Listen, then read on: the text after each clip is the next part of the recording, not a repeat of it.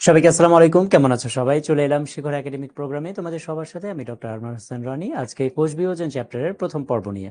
তোমরা আমাকে ক্লিয়ারলি দেখতে পাচ্ছ কিনা এবং শুনতে পাচ্ছ কিনা কমেন্টে জানিয়ে দাও, এবং তোমরা সবাই কেমন আছো সেটাও কমেন্টে জানিয়ে দাও।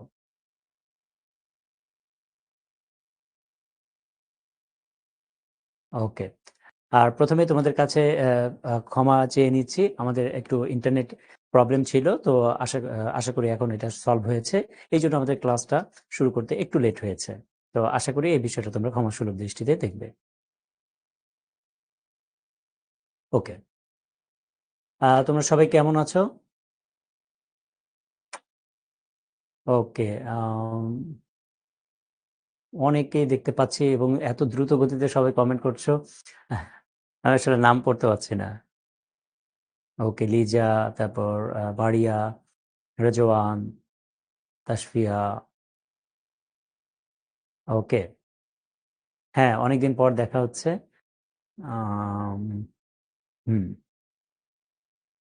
নিশাত, হ্যাপি, গালিয়া, রাফসান। ওকে। হ্যাঁ। ওকে। হ্যাঁ, আলহামদুলিল্লাহ আমিও ভালো আছি।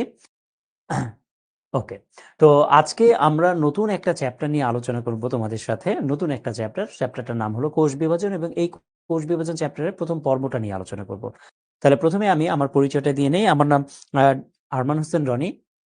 আমি শিক্ষতে বায়োলজি মেন্টর হিসেবে কাজ করছি, এবং আমি প্রায় 10 লক্ষের বেশি স্টুডেন্ট পড়িয়ে এসে, এবং আমার টিচিং প্রফেশন তুমি যদি বলো যে আমি এই স্টুডেন্ট যে পড়াচ্ছি, এটা আমি প্রায় 14 বছরের বেশি সময় ধরে এটা পড়াচ্ছি। আমি যখন মেডিকেল সেকেন্ড ইয়ারে ছিলাম, আমি সেকেন্ড ইয়ার থেকে স্টুডেন্ট পড়াতাম। আমি কোচিং এ ক্লাস নিতাম।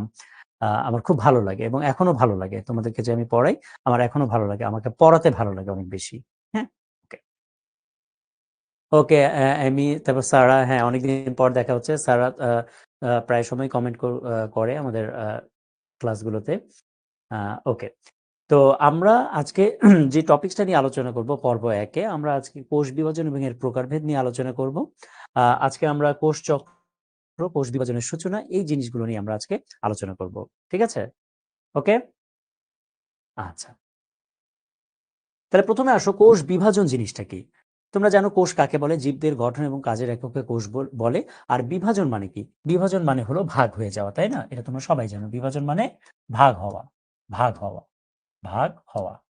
তাই তো? তাহলে কোষ বিভাজন তার মানে হলো কোষ ভাগ হয়ে যাচ্ছে। রাইট? তাহলে কোষ ভাগ হয়ে যাওয়া মানে কি? মনে করো এটা একটা কোষ, এই কোষটা এখন ভাগ হয়ে যাবে। তাহলে একটা কোষ যদি ভাগ হয়ে যায়, তাহলে একটা থেকে কয়টা কোষ হবে বলো?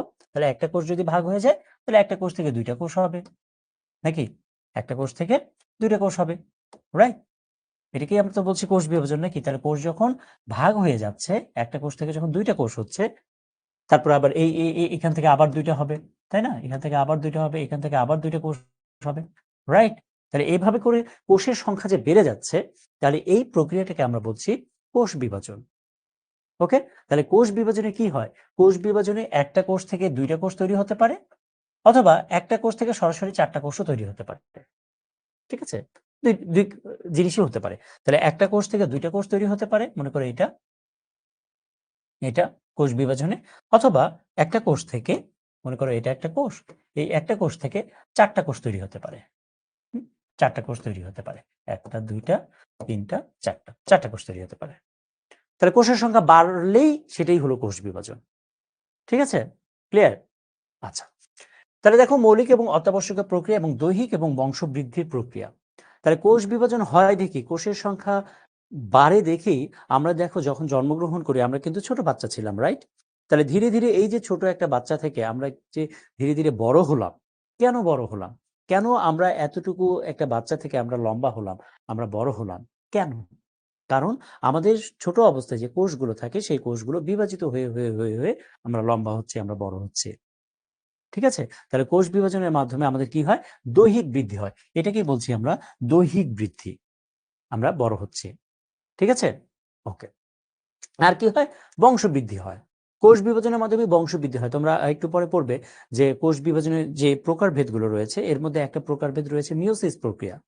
এই মিয়োসিস প্রক্রিয়ার ফলে আমাদের গ্যামেট তৈরি হয় বা জনন কোষ তৈরি হয়। তাহলে জনন কোষ তো কেন তৈরি হয়? জনন কোষ তৈরি হয় মিয়োসিস কোষ বিভাজনের ফলে। হ্যাঁ? তাহলে জনন কোষ তৈরি, জনন কোষ তৈরি। তাহলে জনন কোষ কেন তৈরি হয়?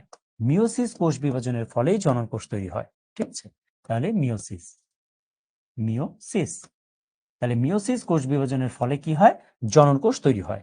আর তোমরা এটা খুব ভালো করেই জানো যে জনন কোষ মানে কি। তোমরা কি বলতে পারবে জনন কোষ মানে কি? মিহাদুল বলছে দৈহিক বৃদ্ধি মানে কি? দৈহিক বৃদ্ধি মানে হলো দেহের বৃদ্ধি। এই যে আমরা লম্বা হচ্ছি, আমরা মোটা হচ্ছি, এটাকে। আমার হাত, তুমি যখন জন্মগ্রহণ করো তখন কি তোমার হাত এত বড় ছিল? না, ছোট একটা হাত ছিল। তো এই ছোট হাতটা বড় হলো কিভাবে? এটাকে বলছি আমরা দৈহিক বৃদ্ধি। ঠিক আছে? আচ্ছা, তাহলে আমি কি বলছি যে জনন কোষ তৈরি। আচ্ছা, জনন কোষ কাকে বলে? কেউ বলছে গ্যামেট। শোনো, জনন কোষ হলো বাংলা নাম, এর ইংলিশ নাম হলো গ্যামেট। তার মানে জনন কোষ আর গ্যামেট কিন্তু একই জিনিস। এখন এটা বলতে কি বোঝো তুমি? জনন কোষ বলতে কি বোঝো? তোমরা কি জনন কোষের নাম বলতে পারবে কেউ আমাকে? নো। কেউ বলছে মাতৃকোষ, কেউ বলছে কি গ্যামেট। এই গ্যামেট আর জনন কোষ তো একই জিনিস। জনন কোষের নাম বলো, কোনগুলোকে জনন কোষ বলা হয়? জনন কোষের উদাহরণ দাও।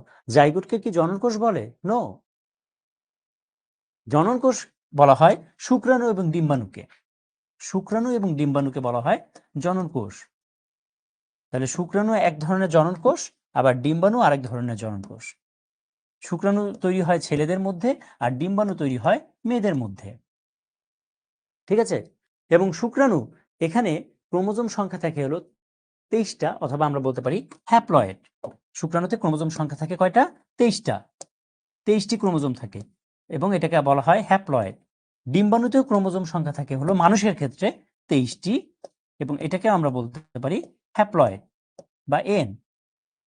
ওকে, এখন এই যে শুক্রাণু এবং এই যে ডিম্বাণু, এই দুইটাকে তো আমরা জনন কোষ বলছি, রাইট? তাহলে শুক্রাণু এবং ডিম্বাণু যখন মিলিত হয়, যখন একসাথে যুক্ত হয়, শুক্রাণু এবং ডিম্বাণু যখন মিলিত হয়, যখন একসাথে যুক্ত হয়, তখন এই প্রক্রিয়াটাকে কি বলে?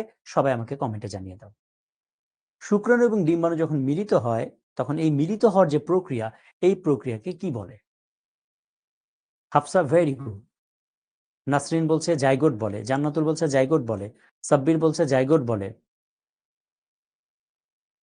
অধিকাংশই তোমরা বলছো জাইগোট বলে। একেবারে মিথ্যা কথা, একেবারে মিথ্যা কথা। শুক্রাণু এবং ডিম্বাণু মিলিত হওয়ার যে প্রক্রিয়া, প্রক্রিয়াকে বলা হয় নিষেক। ওকে, তাহলে শুক্রাণু এবং ডিম্বাণু মিলিত হওয়ার প্রক্রিয়াকে বলা হয় নিষেক। প্রক্রিয়াটার নাম হলো নিষেক। এখন শুক্রাণু ডিম্বাণু তো মিলিত হলো, দুইটা তো কোষ, এই দুইটা কোষ মিলিত হলো, জনন কোষ মিলিত হলো। এই দুইটা জনন কোষ মিলিত হয়ে নতুন যে কোষটা তৈরি হবে, নতুন যে কোষটা তৈরি হবে, এই দুইটা জনন কোষ মিলিত হয়ে নতুন যে কোষ তৈরি হবে, সেই কোষের নাম হলো জাইগোট। সেই কোষের নাম হলো জাইগোট। তাহলে আমি যদি বলি মানুষের ক্ষেত্রে বলো তো জাইগোটে ক্রোমোজোম সংখ্যা কয়টি? উত্তর কি হবে? কমেন্টে জানিয়ে দাও। জাইগোটে ক্রোমোজোম সংখ্যা কয়টি?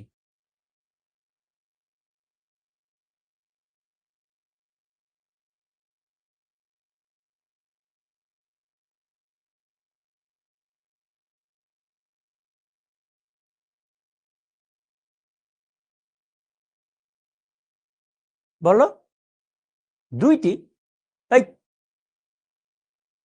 46টি। 23 আর 23 যোগ করলে কত হয়? 46টি না? অথবা আমরা কি বলতে পারি? 23 জোড়া। অথবা আমরা কি বলতে পারি? ডিপ্লয়েড। অথবা আমরা কি বলতে পারি? 2n। এই জিনিসগুলো বলতে পারি কিনা বলো? তাহলে জাইগোটে ক্রোমোজোম সংখ্যা হলো 46টি বা 23 জোড়া বা 2n বা ডিপ্লয়েড। এই কথাগুলো বলতে পারি কিনা বলো তো? বলতে পারি কিনা? বলতে পারি কিনা? Yes or no? তাহলে এই যে আমরা যে জাইগোটের কথা বললাম, আমরা যে জাইগোট কথাটা উচ্চারণ করলাম, এই যে জাইগোট, এই জাইগোট থেকেই পরবর্তীতে এই জাইগোট থেকে এই জাইগোটের মধ্যে কোষ বিভাজন হয়। তাহলে জাইগোটের মধ্যে যদি কোষ বিভাজন হয়, তাহলে জাইগোটের মধ্যে এইভাবে কোষের সংখ্যা বাড়ে। এরকম বিভিন্ন পর্যায় অতিক্রম করে। হ্যাঁ, এরকম কোষের সংখ্যা বাড়ে, তারপর কোষগুলো এরকম হয়ে থাকে। হ্যাঁ, মাঝখানে একটা ফাঁকা জায়গা থাকে, মরুলা, গ্যাস্ট্রুলা, ব্লাস্টুলা, এই জিনিসগুলো পরবর্তীতে আমরা পড়বো। এভাবে করে পরবর্তীতে এই জাইগোট থেকে এই যে এই বিভিন্ন পর্যায়ে অতিক্রম করে এখান থেকেই একটা মানুষ তৈরি হয়।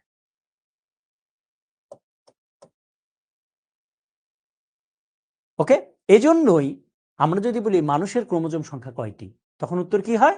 46টি। তাহলে বুঝতে পেরেছো কেন 46টি? এই যে 46টি বা 23 জোড়া বা 2n বা ডিপ্লয়েড, তাহলে এই যে মানুষ, এই মানুষটার প্রত্যেকটা কোষে, এই মানুষটা যদি এটা একটা কোষ হয়ে থাকে, তাহলে এই প্রত্যেকটা কোষে ক্রোমোজোম কয়টা থাকবে? কয়টা থাকবে? 46টি অথবা 23 জোড়া। তাহলে এই মানুষটার কোষ আমি যদি একটু বড় করে দেখাই, মনে করো এই হলো সেই কোষ, এই মানুষটার এই হলো সেই কোষ। তাহলে এই যে তার কোষ, এই কোষের মধ্যে 46টা ক্রোমোজোম থাকবে বা 23 জোড়া ক্রোমোজোম থাকবে। এই 23 জোড়া ক্রোমোজোমের মধ্যে শুক্রাণুর ক্রোমোজোম থাকবে 23টা, তার মানে বাবার কাছ থেকে 23টা ক্রোমোজোম পাবে, আর ওই মানুষটা মায়ের কাছ থেকে 23টা ক্রোমোজোম পাবে। তাহলে এটা যদি হয় বাবার 1 নাম্বার ক্রোমোজোম, তাহলে এটা হবে মায়ের 1 নাম্বার ক্রোমোজোম। এটা যদি হয় বাবার 2 নাম্বার ক্রোমোজোম, তাহলে এটা হবে মায়ের 2 নাম্বার ক্রোমোজোম। এটা যদি হয় বাবার 3 নাম্বার ক্রোমোজোম, তাহলে এটা হবে মায়ের 3 নাম্বার ক্রোমোজোম। বুঝতে পেরেছো? তাহলে এটা 1 নাম্বার, এটা 2 নাম্বার, এটা 3 নাম্বার, এভাবে করে 23 জোড়া ক্রোমোজোম থাকে প্রত্যেকটা কোষে। ক্লিয়ার সবাই? এ পর্যন্ত ক্লিয়ার কিনা বলো? সবাই এ পর্যন্ত ক্লিয়ার? হ্যাঁ, সবাই এ পর্যন্ত ক্লিয়ার? তাহলে মানুষের প্রত্যেকটা কোষে ক্রোমোজোম কয়টা থাকে? 46টা। এর মধ্যে 23টা ক্রোমোজোম আমরা পাই কার কাছ থেকে? বাবার কাছ থেকে। আর 23টা ক্রোমোজোম পাই আমরা কার কাছ থেকে? মায়ের কাছ থেকে। তার মানে তোমার শরীরে যে কোষ আছে বা তোমার শরীর কি দিয়ে তৈরি? তোমার বাবা এবং মা দিয়ে তৈরি। বুঝতে পেরেছো? আমি যদি তোমার শরীরকে ভেঙে ফেলি, তাহলে আমি কি পাবো? আমি তোমার বাবা এবং মাকে পাবো। আমি যদি তোমার বাবা এবং মাকে একসাথে করে দিই, তাহলে আমি কাকে পাবো? আমি তোমাকে পাবো। আমি কি বুঝাতে পেরেছি? ক্লিয়ার এই পর্যন্ত? হুম, ওকে। এখন আসো কোষ বিভাজনে বিভিন্ন বিজ্ঞানীদের অবদান রয়েছে। হ্যাঁ, স্লাইখার ক্যারিওকাইনেসিস প্রত্যক্ষ এবং নামকরণ করে, এগুলো এমসিকিউ, এগুলো তোমাকে একটু মুখস্থ করতে হবে। হ্যাঁ, কে কি আবিষ্কার করে, নামকরণ করে, এই জিনিসগুলো একটু তোমাকে মুখস্থ করতে হবে। সো এটা তোমরা মুখস্থ করে নিবে। হুম, ওকে। এখন আসো, আমরা যে বলছি কোষ বিভাজিত হয়, বাট কিছু কিছু কোষ আছে যেগুলো বিভাজিত হতে পারে না, আবার কিছু কোষ আছে যেগুলো সব সময় বিভাজিত হয়। তাহলে যে কোষগুলো সবসময় বিভাজিত হয় কি কি কোষ? যেমন শীর্ষ মেরিস্টেম। মেরিস্টেম মানে কি জানো তোমরা? মেরিস্টেম মানে হলো ভাজক টিস্যু, ভাজক কোষ, ভাজক টিস্যু। তাহলে মেরিস্টেম মানে হলো ভাজক টিস্যু। তাহলে যেসব ভাজক টিস্যু শীর্ষে থাকে সেগুলোকে বলা হচ্ছে শীর্ষ মেরিস্টেম। তারপর মূল ও কাণ্ডের শীর্ষে, তাহলে মূল এবং কাণ্ডের শীর্ষে যে কোষগুলো থাকে সেগুলো সবসময় বিভাজিত হয়। তারপরে ভ্রূণ কোষ সবসময় বিভাজিত হয়। আবার কিছু কোষ আছে যেগুলো কখনোই বিভাজিত হয় না। কি কি কোষ? আমরা মনে রাখতে পারি পলাশ দিয়ে। যেমন পতে হলো পেশিকোষ, পতে হলো হৃৎপেশি, লতে হলো লাল রক্তকোষ মানে লোহিত রক্তকণিকা, আর দন্ত শতে হলো স্নায়ুকোষ এবং স্থায়ী কোষ। তাহলে এই কোষগুলোতে কখনোই কোষ বিভাজন হয় না। ঠিক আছে, ক্লিয়ার? স্নায়ুকোষ কেন বিভাজিত হতে পারে না বলতে পারবে? স্নায়ুকোষ কেন বিভাজিত হয় না? স্নায়ুকোষ কাকে বলে? স্নায়ুকোষ মানে কি? নিউরন। তোমরা নাম শুনেছো নিউরনের নাম? তাহলে স্নায়ুকোষ এটার আর একটা নামই হলো নিউরন। তাহলে নিউরন কেন বিভাজিত হয় না? কেন বিভাজিত হয় না? নিউরন কেন বিভাজিত হয় না? ইয়েস, তোমরা মনে রাখবে সেন্ট্রিওল এটা গুরুত্বপূর্ণ একটা উপাদান। কি উপাদান? কারণ সেন্ট্রিওলের কাজ হলো মাকুতন্তু তৈরি করা। মাইন্ড ইট, মাকুতন্তু মানে সুতা তৈরি করা। আমরা পরবর্তীতে পড়ব। সেন্ট্রিওলের কাজ কি? সে সুতা তৈরি করে, মাকুতন্তু তৈরি করে, সেন্ট্রিওল। সেন্ট্রিওল, সেন্ট্রিওলের কাজ হলো মাকুতন্তু তৈরি করা বা সুতা তৈরি করা, মাকুতন্তু। এবং এই মাকুতন্তুর কাজ হলো এগুলো কোষকে বিভাজিত করে। এই মাকুতন্তু করে কি? কোষ বিভাজন করে, কোষকে ভাগ করে দেয়, কোষকে টেনে টেনে ভাগ করে দেয়, টান দিয়ে ভাগ করে দেয়। বুঝতে পেরেছো? তাহলে এখন একটা জিনিস দেখো, যদি সেন্ট্রিওল না থাকে কোনো কোষের মধ্যে, তাহলে কি মাকড়তন্তু তৈরি হবে না। আর যদি মাকড়তন্তু তৈরি না হয়, এটা আরেকটা নাম হলো স্পিন্ডল তন্তু। হ্যাঁ, মাকড়তন্তু বা স্পিন্ডল তন্তু, স্পিন্ডল তন্তু, স্পিন্ডল তন্তু। তাহলে দেখো, তাহলে যদি কোনো কোষে সেন্ট্রিওল না থাকে, তাহলে স্পিন্ডল তন্তু তৈরি হবে না বা মাকড়তন্তু তৈরি হবে না। আর স্পিন্ডল তন্তু বা মাকড়তন্তু যদি তৈরি না হয়, তাহলে কোষ বিভাজন হবে না। যেমন একটা কোষের নাম আমি যদি বলি, সেটা হলো এই নিউরন। তাহলে নিউরনে সেন্ট্রিওল থাকে না, নিউরনে সেন্ট্রিওল থাকে না।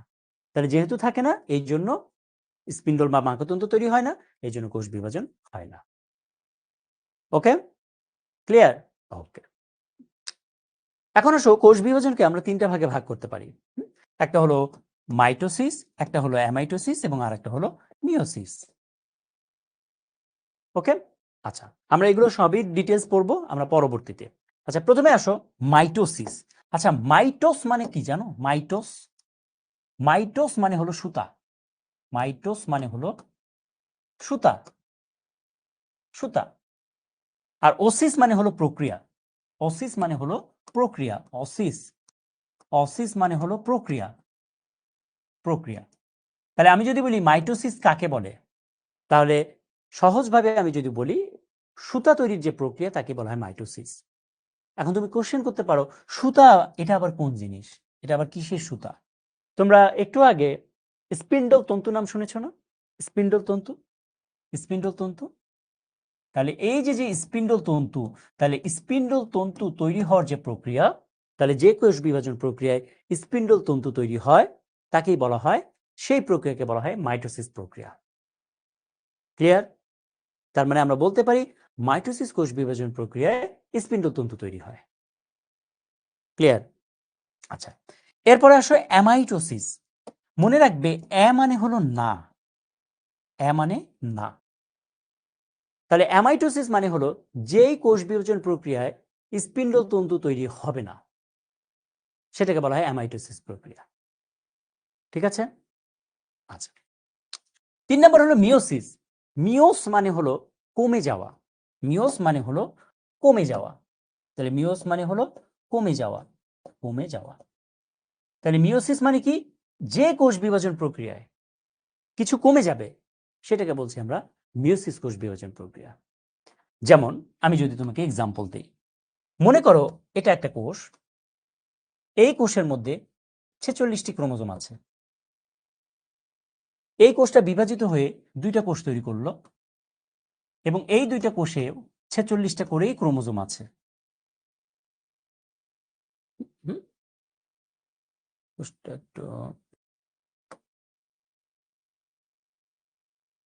ওকে, আচ্ছা, আমি আর একটা কোষ দেখাই। এটা একটা কোষ, এই কোষে 46টা ক্রোমোজোম আছে। এই কোষ থেকে দুইটা কোষ তৈরি হলো, এটা একটা কোষ, এটা একটা কোষ, কিন্তু এখানে 23টা করে ক্রোমোজোম আছে। তাহলে দুইটা কোষ বিভাজনের পার্থক্য কি? দেখো, এই কোষ বিভাজনে একটা কোষ থেকে দুইটা কোষ তৈরি হয়েছে, কিন্তু ক্রোমোজোম সংখ্যার কোনো পরিবর্তন হয়নি। এই কোষটাকে বলা হয় মাতৃকোষ, যে কোষ থেকে তৈরি হয়, এই যে এটার নাম হলো মাতৃকোষ। আর যেগুলো তৈরি হচ্ছে এগুলোকে বলা হয় অপত্য কোষ। অপত্য, অপত্য মানে বাচ্চা, অপত্য কোষ। তাহলে অপত্য কোষ। তাহলে দেখো, মাতৃকোষে ক্রোমোজোম সংখ্যা, মাতৃকোষের ক্রোমোজোম সংখ্যা আর অপত্য কোষের ক্রোমোজোম সংখ্যা সমান, ক্রোমোজোম সংখ্যা কমেনি। কিন্তু তুমি এই কোষ বিভাজনে দেখো, মাতৃকোষের ক্রোমোজোম সংখ্যা আর অপত্য কোষের ক্রোমোজোম সংখ্যা সমান কি? সমান না, তাই না? তাহলে মাতৃকোষের ক্রোমোজোম সংখ্যা আর অপত্য কোষের ক্রোমোজোম সংখ্যা কি হয়েছে? কমে গিয়েছে কিনা? কমে গিয়েছে না? হ্রাস পেয়েছে, কমে গিয়েছে, রাইট? কতটুকু কমে গিয়েছে? অর্ধেক কমে গিয়েছে, তাই না?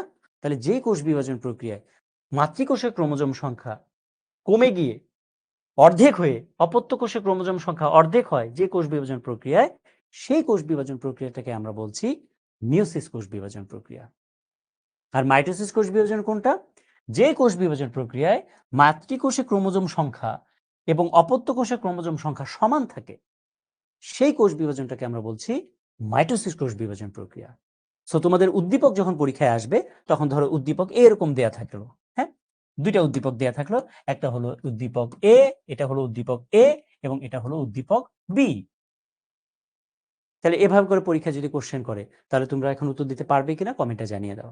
তাহলে এটা কোন কোষ বিভাজন প্রক্রিয়া আর এটা কোন কোষ বিভাজন প্রক্রিয়া, এখন তোমরা উত্তরটা দিতে পারবে কিনা বলো, কমেন্টে জানিয়ে দাও।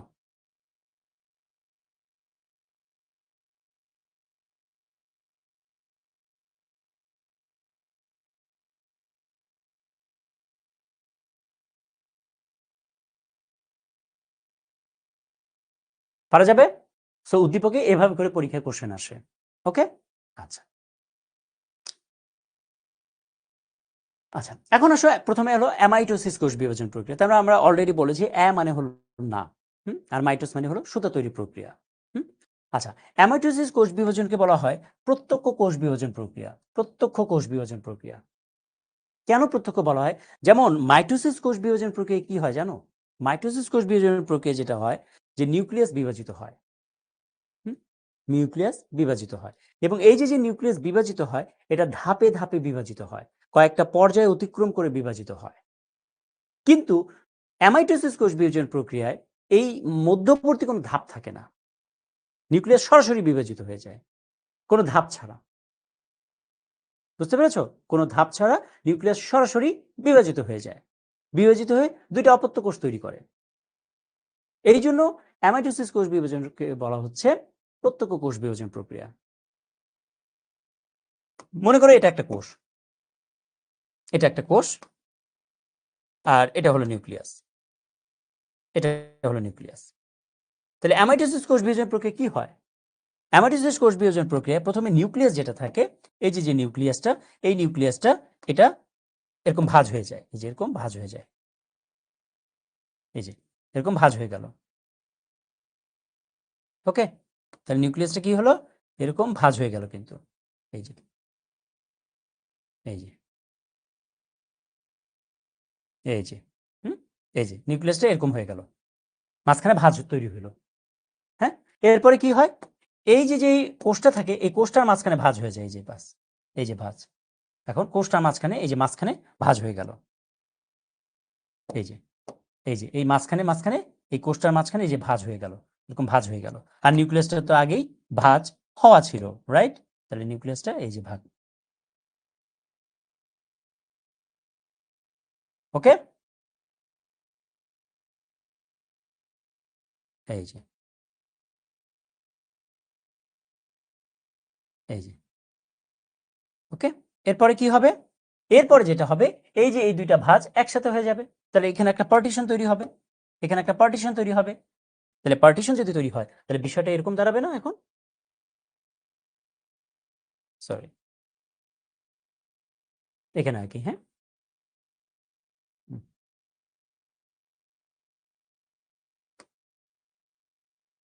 এই দেখো এখন বিষয়টা এরকম দাঁড়াবে না? তাহলে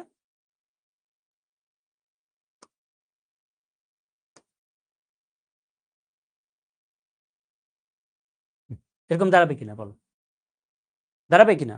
সো এটা যদি আমি ফ্লো চার্ট করি তাহলে জিনিসটা এরকম দেখতে হবে, রাইট?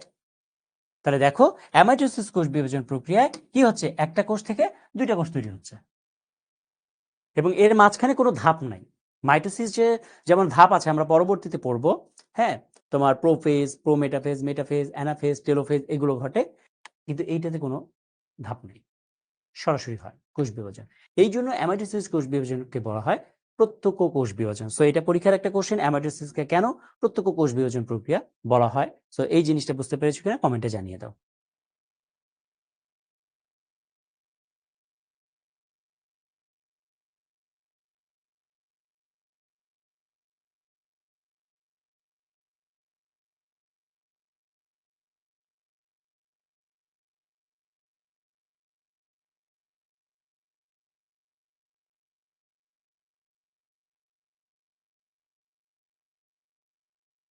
ওকে, এখন এই অ্যামাইটোসিস প্রক্রিয়াটা কোথায় সংঘটিত হয়?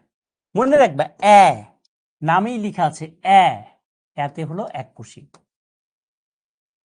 তাহলে এককোষী যে জীবগুলো রয়েছে সেই এককোষী জীবে বা অনুন্নত যে জীব রয়েছে সেই অনুন্নত জীবের মধ্যে এই অ্যামাইটোসিস কোষ বিভাজন প্রক্রিয়ায় বংশবৃদ্ধি হয়।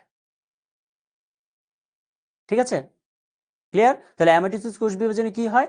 অ্যামাইটোসিস কোষ বিভাজন প্রক্রিয়ায় প্রথমে নিউক্লিয়াস বিভক্ত হয়, এরপরে সাইটোপ্লাজম বিভক্ত হয়। সাইটোপ্লাজম বলতে এই যে এর ভেতরে তো সাইটোপ্লাজমই থাকে, রাইট? এই যে এই জিনিসগুলো তো সাইটোপ্লাজম, তাই না? তোমরা জানো একটা কোষের মধ্যে নিউক্লিয়াস থাকে, সাইটোপ্লাজম থাকে, এগুলো তো সাইটোপ্লাজম। তাহলে সাইটোপ্লাজম এরপরে ভাগ হয়ে যায়, এই যে ভাগ হয়ে যাচ্ছে।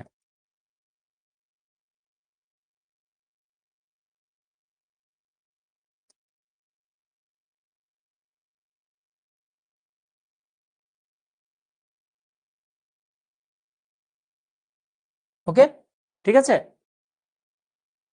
ওকে। তাহলে দেখো অ্যামাইটোসিস ঘটে কোথায় কোথায় আমরা সহজে বলেছিলাম, এতে অ্যামাইটোসিস, এতে এককোষী জীবে সংগঠিত হয়। তাহলে এই যে এগুলো হলো এককোষী জীব, হ্যাঁ? এই যে তোমরা বে বাই দিয়ে মনে রাখতে পারো, বেতে হলো ব্যাকটেরিয়া, এতে হলো অ্যামিবা, হ্যাঁ? এভাবে মনে রাখতে পারো অ্যামাইটোসিস প্রক্রিয়া কোথায় কোথায় সংগঠিত হয়। তাহলে ব্যাকটেরিয়ার মধ্যে সংগঠিত হয়, অ্যামিবার মধ্যে সংগঠিত হয়, নীলাভ সবুজ শৈবালের মধ্যে সংগঠিত হয়, আর ওয়াইতে ইস্টের মধ্যে সংগঠিত হয়। ঠিক আছে, ক্লিয়ার?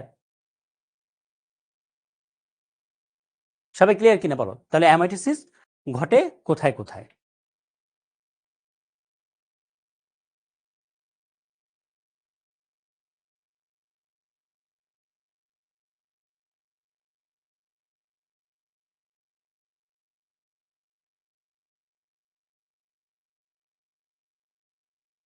ওকে, তাহলে অ্যামাইটোসিসকে প্রত্যক্ষ কোষ বিভাজন বলা হয় কেন? এখন এই উত্তরটা দিতে পারবে কিনা বলো? এই উত্তরটা এখন দিতে পারবে কিনা? এটা কিন্তু অলরেডি আমরা আলোচনা করেছি।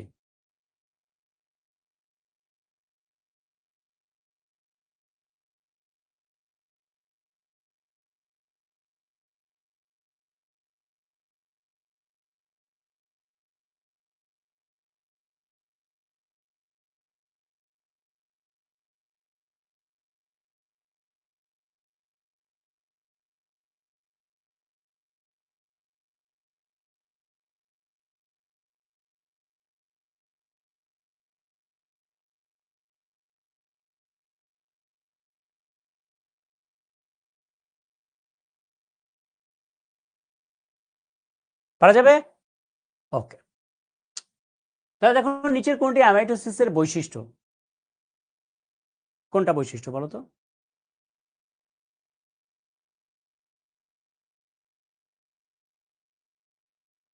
কোনটা?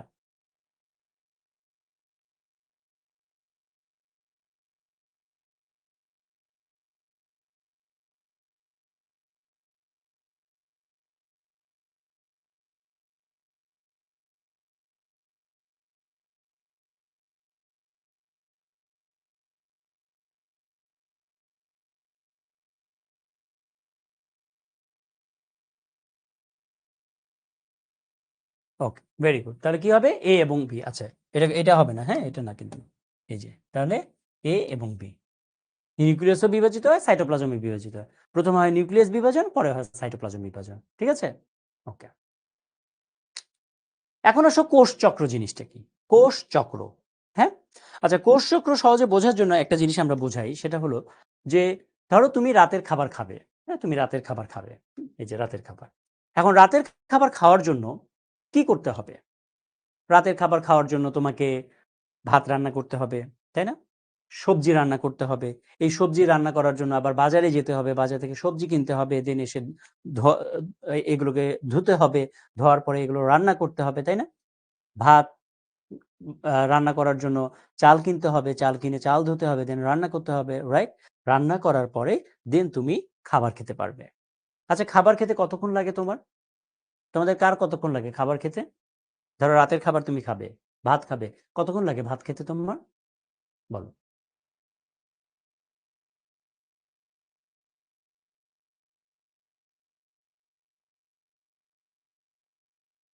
২০ মিনিট, ১৫ মিনিট, তাই না? আচ্ছা। তাহলে যদি ১৫ মিনিটও লাগে, বাট রান্না করতে কতক্ষণ লাগে বলো তো? বাজার করতে কতক্ষণ লাগে? অনেকক্ষণ লাগে না? রাইট? তাহলে তুমি ভাত খাচ্ছ ১৫ থেকে ২০ মিনিটের মধ্যে। কিন্তু এগুলো এরেঞ্জ করতে অনেক সময় লাগে। তাই তো? ধরো 5 ঘন্টা লাগে, আমি যদি সবকিছু মিলিয়ে বলি, বাজার করা, এগুলো রান্না করা, ধোয়া, সবকিছু মিলিয়ে 5 ঘন্টা লাগে বা 4 ঘন্টা লাগে বা 2 ঘন্টা লাগে আমি যদি বলি, রাইট? তাহলে তোমার খেতে সময় লাগছে মাত্র 15 মিনিট, বাট এটা অ্যারেঞ্জ করতে তোমার সময় লাগছে 2 থেকে 3 ঘন্টা। তাহলে 3 ঘন্টা যদি সময় লাগে তাহলে বিষয়টা কি রকম হচ্ছে? খাজনার চেয়ে বাজনা বেশি, তাই না? তোমরা মেয়েরা যারা তোমাদের ফ্রেন্ডদের বার্থডে পার্টিতে যাও, বার্থডে পার্টিতে গিয়ে বার্থডে পার্টি সেলিব্রেশন হয় কতক্ষণ? 1 থেকে 2 ঘন্টা বা 3 ঘন্টা। কিন্তু তুমি বার্থডে পার্টিতে যাওয়ার আগে তোমার মেকআপের জন্য যে প্রিপারেশন, সেটা নিতে কি সকাল থেকে সন্ধ্যা হয়ে যায় না? তুমি সন্ধ্যার পরে যাচ্ছ বার্থডে পার্টিতে, কিন্তু সকালে ঘুম থেকে ওঠার পর থেকে শুরু করে সন্ধ্যায় মাগরিবের আজান হওয়ার আগ পর্যন্ত এই যে মেকআপের পেছনে তুমি সময় দিচ্ছ, কোন জামাটা পরবে, এটা পরবো নাকি এটা পরবো, এটা মানাচ্ছে নাকি এটা মানাচ্ছে না, কোন ব্লাশটা ইউজ করব, কোন ব্লাশিং ইউজ করব, তাই না? তারপরে কোন মাস্কারা ইউজ করব, কিভাবে ইউজ করবো, এই যে তোমার গবেষণা, এটা সন্ধ্যার আগ পর্যন্ত চলে। কিন্তু তোমার বার্থডে পার্টি কতক্ষণ হয়? 2 থেকে 3 ঘন্টা। তাহলে তুমি মেকআপের পেছনে কত সময় ব্যয় করছো বার্থডে পার্টিতে অ্যাটেন্ড করার জন্য? প্রায় 5 থেকে 6 ঘন্টা। একইভাবে কোষ বিভাজন হওয়ার আগে তুমি মেকআপ করার জন্য যেমন প্রস্তুতি নিচ্ছ, কোষ বিভাজন হওয়ার আগে এরকম প্রস্তুতি নেয়। কোষ বিভাজিত হওয়ার আগে এরকম প্রস্তুতি নেয়। ক্লিয়ার? তাহলে এই যে প্রস্তুতি নিচ্ছে, এই প্রস্তুতি নেওয়াটাকে বলছি আমরা প্রস্তুতি পর্যায়ে। দেন কোষ বিভাজিত হয়। তাহলে কোষের বিভাজন হওয়ার জন্য যে প্রস্তুতি নিতে হয়, এই প্রস্তুতি নিতেই তার 90 থেকে 95% সময় ব্যয় হয়। তাহলে কোষ বিভাজনের 90 থেকে 95% সময় ব্যয় হয় হলো প্রস্তুতি নিতে। আর বাকি যে 5 থেকে 10% সময় থাকে, এই 5 থেকে 10% সময়ের মধ্যেই কোষ বিভাজিত হয়। ক্লিয়ার ঐশ্বরিয়া? এই জিনিসটা বুঝতে পেরেছো? তাহলে কোষ বিভাজন হতে সময় লাগে কম কম, আর বাট প্রস্তুতি নিতেই এর সময় চলে যায় বেশি। তাহলে এই যে কোষের যে প্রস্তুতিমূলক পর্যায় বা কোষ যে প্রস্তুতি নিচ্ছে, এই প্রস্তুতি নেওয়াটাকে বলছি আমরা ইন্টারফেস পর্যায়। তাহলে ইন্টারফেস পর্যায়ে কতটুকু সময় ব্যয় হয়? 90 থেকে 95% সময় এই ইন্টারফেস পর্যায়েতেই চলে যায়, প্রস্তুতি নিতেই চলে যায়। আর বাকি যে 5 থেকে 10% সময় থাকে, এই 5 থেকে 10% সময়ের মধ্যে কোষ বিভাজনটা হয়ে যায়। সবাই ক্লিয়ার? ওকে, আচ্ছা। দ্বিতীয় কথা বলি, তাহলে আমরা ইন্টারফেস পর্যায়ে বুঝলাম, এখন হলো বিভাজন পর্যায়ে। তাহলে বিভাজন পর্যায়ে মানে হলো কোষটা বিভাজিত হবে এই পর্যায়ে। ঠিক আছে সাথী? আচ্ছা, এখন একটা কথা মনে রাখবে, কোষ বিভাজন মানে দুইটা জিনিসকে বিভাজনকে বোঝায়। কোষ বিভাজন মানে দুইটা জিনিসের বিভাজনকে বোঝায়। মনে করো এটা একটা কোষ, সরি,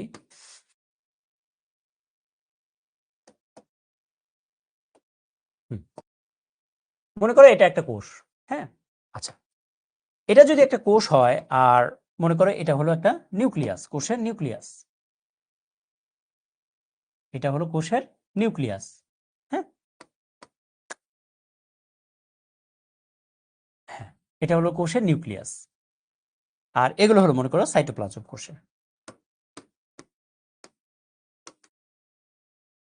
এগুলো হলো কোষের সাইটোপ্লাজম, সাইটোপ্লাজম। ওকে, এখন কোষ বিভাজন বলতে কাকে বোঝায়? কোষ বিভাজন বলতে মূলত বোঝায় হলো এই নিউক্লিয়াসের বিভাজন, মানে নিউক্লিয়াস ভাগ হবে। কোষ বিভাজন বলতে কাকে বোঝায় সেটা বলছি।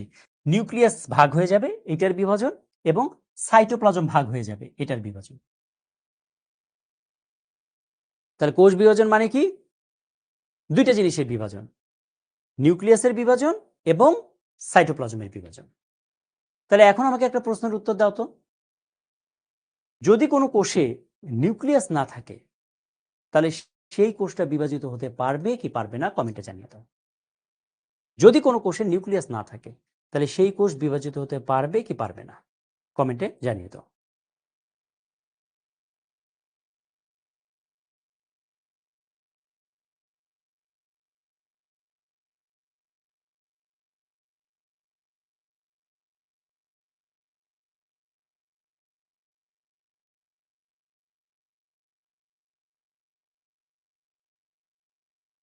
পারবে?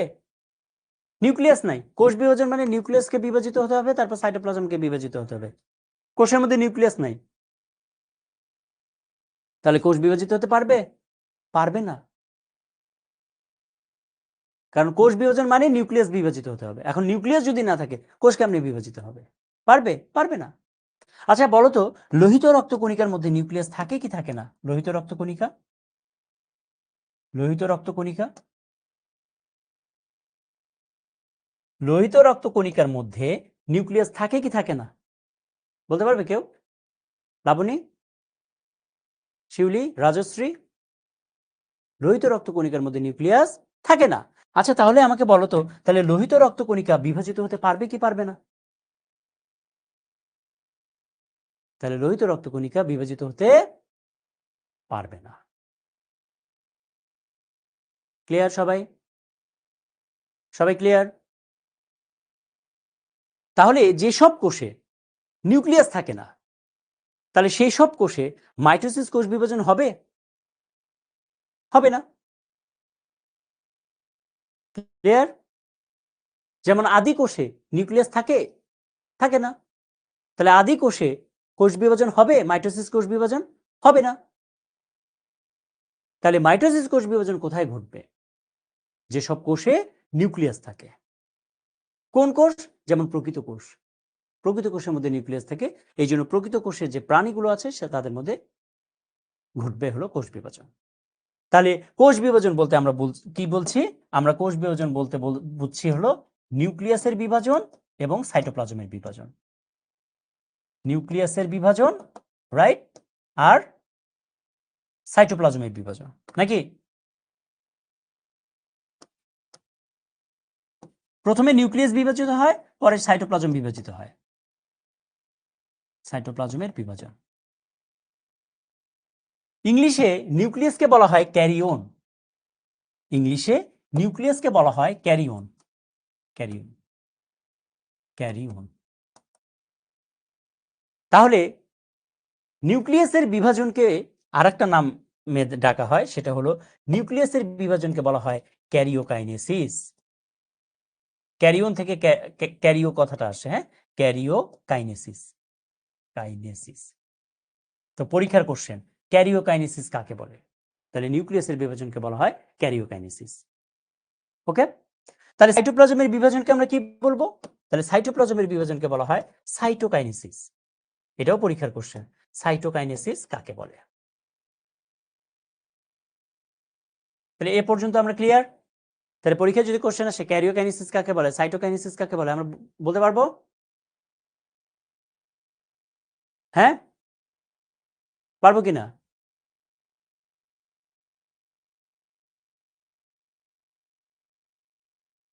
পারবো? আচ্ছা, এখন একজন বলছে যে নিউরনে নিউক্লিয়াস থাকা সত্ত্বেও নিউরনে কেন কোষ বিভাজন হয় না? শুধু নিউক্লিয়াস থাকলে তো হবে না, সেন্ট্রিওলও থাকতে হবে। কারণ কোষ বিভাজন মানে শুধু যে নিউক্লিয়াস বিভাজন হলেই হবে? এই যে নিউক্লিয়াস যে ভাগ হবে, এটা ভাগ করার জন্য কে দায়ী? এটাকে টেনে তো ভাগ করতে হবে, আমরা পরবর্তীতে পড়বো। এই টানাটানির কাজ করে কে? স্পিন্ডল তন্তু। তাহলে তোমার নিউরনে নিউক্লিয়াস থাকে ঠিকই, তাহলে নিউক্লিয়াসকে যে টানবে, ভাগ করবে, কে ভাগ করবে? সেন্ট্রিওল তো থাকে না ভাগ করার জন্য। ভাগ করার জন্য যে সেন্ট্রিওল থেকে মাকুতন্তু তৈরি হবে বা স্পিন্ডল তন্তু তৈরি হবে, সেটা তো তৈরি হয় না। ওকে, বুঝতে পেরেছো? ওকে,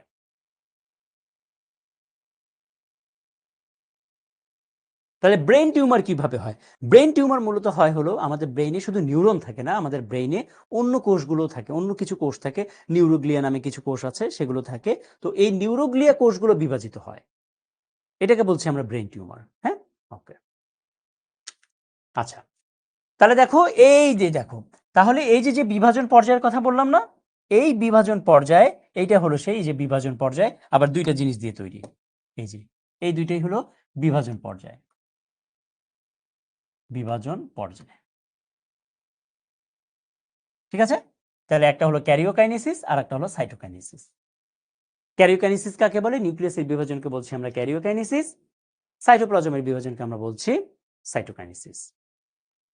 এখন এই যে নিউক্লিয়াস যে বিভাজিত হবে, এই নিউক্লিয়াস বিভাজিত হয় এই 5টা ধাপের মাধ্যমে। ধাপে ধাপে বিভাজিত হয়। প্রথমে প্রোফেজ ধাপটা সংগঠিত হয়, হ্যাঁ, প্রোফেজ, তারপর হলো প্রোমেটাফেজ, তারপরে হলো মেটাফেজ, তারপর হলো অ্যানাফেজ, তারপরে হলো টেলোফেজ। এভাবে নিউক্লিয়াসটা ধাপে ধাপে ধাপে ধাপে বিভাজিত হয়। তাহলে নিউক্লিয়াস যখন বিভাজন শেষ হলো, দেন ওই কোষের মধ্যে যে সাইটোপ্লাজম থাকে সেই সাইটোপ্লাজমটা বিভাজিত হয়। সবাই ক্লিয়ার? এ পর্যন্ত সবাই ক্লিয়ার কিনা বলো?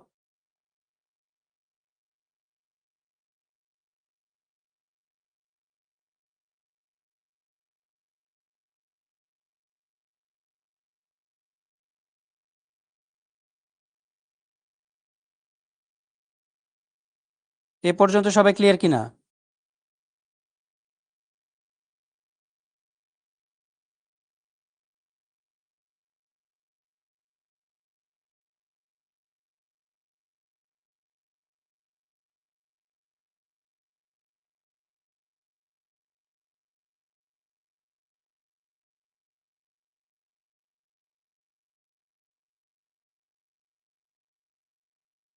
ওকে,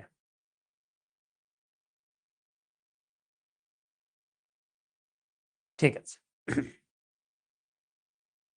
এখন আসো, এই যে আমরা প্রস্তুতি পর্যায়ে বলছি না, প্রস্তুতি পর্যায়ে, এখন এই প্রস্তুতি পর্যায়ে এটার আবার ৩টা ধাপ আছে। এই প্রস্তুতি পর্যায়ে ৩টা ধাপ আছে। একটা হলো G1 ধাপ, একটা হলো S ধাপ এবং আরেকটা হলো G2 ধাপ। এই প্রস্তুতি পর্যায়ে ৩টা ধাপ, G1, S এবং G2। একটা জিনিস চিন্তা করো, আমাকে কোষ বিভাজন করতে হবে, মানে কোষকে বিভাজিত হতে হবে। তাহলে কোষকে বিভাজিত হওয়ার জন্য যা যা দরকার সেই জিনিসগুলোই তৈরি হবে হলো প্রস্তুতি পর্যায়ের মধ্যে। যেমন ধরো, একটা কোষ বিভাজন হতে হবে, তাহলে কোষ বিভাজন হওয়ার জন্য বিভিন্ন রকমের এনজাইম দরকার হয়। কোষ বিভাজন হওয়ার জন্য বিভিন্ন রকমের হরমোন তৈরি করতে হয়, রাইট? কোষ বিভাজন হওয়ার জন্য উদ্দীপনা দিতে হবে কোষটাকে, যে তুমি বিভাজিত হও, তাই না? তাহলে এই যে এই জিনিসগুলো, এগুলো তৈরি হতে হবে। কোষ বিভাজন হওয়ার জন্য আমরা পরবর্তীতে পড়বো যখন মাইটোসিস, প্রোফেজে কোষ বিভাজন হওয়ার জন্য ডিএনএ যেটা থাকে সেই ডিএনএটাকে প্রতিলিপিত বা অনুলিপন করতে হয় বা রেপ্লিকেশন করতে হয়, ডিএনএ পরিমাণ বাড়াতে হয়। ওকে, কোষ বিভাজন হওয়ার জন্য মাকুতন্তু তৈরি করতে হবে বা স্পিন্ডলতন্তু তৈরি করতে হবে। এই স্পিন্ডলতন্তু বা মাকুতন্তু এগুলো মাইক্রোটিউবিউল থেকে তৈরি হয়। ওকে, উদ্ভিদের ক্ষেত্রে তার মানে আমাকে মাইক্রোটিউবিউল তৈরি করতে হবে। আবার মাইক্রোটিউবিউল তৈরি হওয়ার জন্য বিভিন্ন রকমের প্রোটিন দরকার হয়, তার মানে সেই প্রোটিনগুলো আমাকে তৈরি করতে হবে। বুঝতে পেরেছো? তাহলে এই যে যে জিনিসগুলো তৈরি করতে হবে, এই জিনিসগুলো তৈরি হয় কোন পর্যায়ে? প্রস্তুতি পর্যায়ে। কোষ বিভাজন হওয়ার জন্য একটা কোষ বিভাজিত হবে, নিউক্লিয়াসটা বিভাজিত হবে, এটা বিভাজিত হওয়ার জন্য শক্তি দরকার আছে না? তার মানে কি আমাকে এটিপি তৈরি করতে হবে। তাহলে এই ঘটনাগুলো ঘটবে কোথায়? প্রস্তুতি পর্যায়ে। ক্লিয়ার? আচ্ছা, এখন এই প্রস্তুতি পর্যায়কে আমরা ৩টা ভাগে ভাগ করেছি। একটা হলো G1 বা গ্যাপ 1, একটা হলো S পর্যায় এবং আরেকটা হলো G2 বা গ্যাপ 2 পর্যায়। G1 পর্যায়ে কি তৈরি হয়? দেখো, সাইক্লিন নামক প্রোটিন তৈরি হয়। একটা প্রোটিন আছে, যে প্রোটিনটার নাম হলো সাইক্লিন। ওকে, আচ্ছা, এবং এই সাইক্লিন প্রোটিন আরেকটা এনজাইমের সাথে যুক্ত হয়। সেই এনজাইমটার নাম হলো সাইক্লিন ডিপেন্ডেন্ট কাইনেজ, সিডিকে, সংক্ষেপে আমরা বলি সিডিকে। সিডিকে, সাইক্লিন ডিপেন্ডেন্ট কাইনেজ।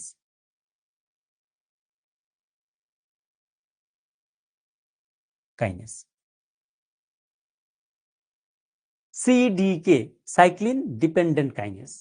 তাহলে সাইক্লিন নামক প্রোটিন তৈরি হবে এবং এই সাইক্লিন প্রোটিন এই সাইক্লিন ডিপেন্ডেন্ট কাইনেজ এর সাথে যুক্ত হবে। যখনই যুক্ত হবে তখন এই কোষ বিভাজন যে হওয়া, এই হওয়াটা শুরু হবে। ক্লিয়ার? আর কি তৈরি হবে? আমরা বলেছি বিভিন্ন রকমের হরমোন তৈরি হবে, বিভিন্ন রকমের গ্রোথ ফ্যাক্টর তৈরি হবে, বিভিন্ন রকমের এনজাইম তৈরি হবে, আরএনএ তৈরি হবে। তোমরা কি ইয়ে চ্যাপ্টারটা পড়েছো? কোষ ও কোষের গঠন চ্যাপ্টারটা পড়েছো? হুম?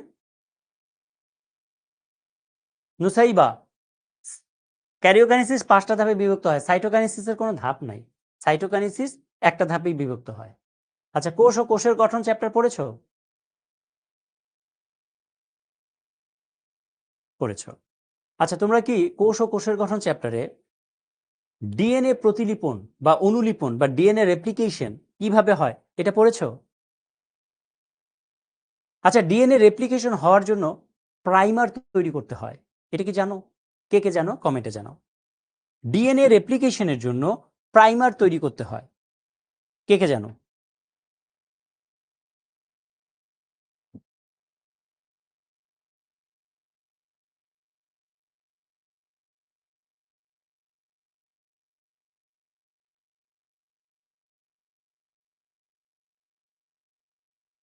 প্রাইমার তৈরি করতে হয়, জানো না? এই পড়নি? ডিএনএ রেপ্লিকেশনের প্রথমে প্রাইমারটা তৈরি করতে হয়। প্রাইমার মানে কি? What is primer? ক্ষুদ্র আরএনএ কে বলা হয় প্রাইমার, এটা কি জানো? না এটাও জানো না? পড়িয়েছে তো, তোমাদের পড়িয়েছে না? তাহলে প্রাইমার জিনিসটা কি? ক্ষুদ্র আরএনএ কে বলা হয় প্রাইমার, রাইট? তার মানে আমি যদি আরএনএ তৈরি করতে না পারি কোষ বিভাজন প্রক্রিয়াতে, তাহলে আমি কোষ বিভাজন প্রক্রিয়াতে ডিএনএ তৈরি করতে মানে ডিএনএ রেপ্লিকেশন করতে পারবো না, এই তো কথা, তাই না? তাহলে ক্ষুদ্র এমআরএনএ এটাকেই বলা হয় প্রাইমার। তাহলে এই যে ক্ষুদ্র যে আরএনএ, এই আরএনএ তৈরি করতে না পারলে আমার ডিএনএ রেপ্লিকেশন হবে না। তাহলে দেখো, এই ডিএনএ রেপ্লিকেশনের জন্যই এই যে আরএনএ তৈরি করতে হয়। তাহলে এই আরএনএ তৈরি, সংশ্লেষ মানে হলো তৈরি, সংশ্লেষ মানে হলো তৈরি করা। তাহলে এই আরএনএ তৈরি হচ্ছে কোন পর্যায়ে? এই জি1 পর্যায়ে বা গ্যাপ 1 পর্যায়ে। ওকে, আচ্ছা, তাহলে এই জিনিসগুলো তৈরি হলো। এখন এগুলো করবে কি? পরের যে পর্যায়টা সেটাকে বলা এস পর্যায়। এস মানে হলো সিনথেসিস, এস তে সিনথেসিস, সিনথেসিস মানে হলো তৈরি, তৈরি। তাহলে ডিএনএ এর সূত্র প্রতিলিপন হবে। ডিএনএ সূত্র প্রতিলিপন মানে কি? ডিএনএ পরিমাণ দ্বিগুণ পরিমাণে হয়ে যাবে, দ্বিগুণ হয়ে যাবে ডিএনএ, তাই না? আচ্ছা, ডিএনএ একটা থেকে যে দুইটা হয়, ডিএনএ যে প্রতিলিপন, এই প্রতিলিপনের 3টা অনুকল্প আছে না, মনে আছে তোমাদের? এই 3টা অনুকল্পের মধ্যে সর্বজন স্বীকৃত অনুকল্প কোনটা বলো? সর্বজন স্বীকৃত অনুকল্প কোনটা?